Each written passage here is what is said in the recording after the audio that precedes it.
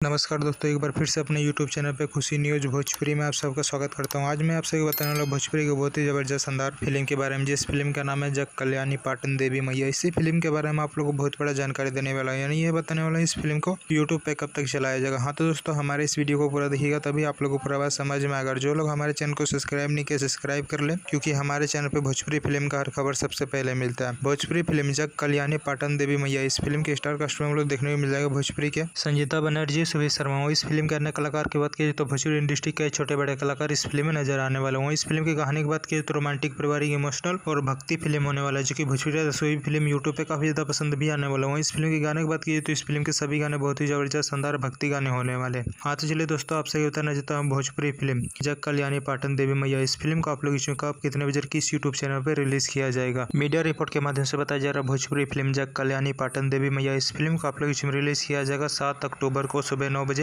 Entertain रंगीला के YouTube channel पे। हाँ दोस्तों, इस फिल्म को आप लोग रिलीज किया जाएगा 7 तारीख को सुबह 9 बजे एंटरटेन रंगीला के यूट्यूब चैनल पे। एक बार जरूर इस फिल्म को यूट्यूब पे देखिएगा, बहुत ही जबरदस्त शानदार फिल्म होने वाला है। हाँ तो दोस्तों, हमारे इस वीडियो को पूरा देखिएगा तभी आप लोगों को पूरा बात समझ में आएगा। और दोस्तों, ये वीडियो आप लोगों को पसंद आए तो ज्यादा से ज्यादा लाइक करें, सब्सक्राइब करें। धन्यवाद दोस्तों।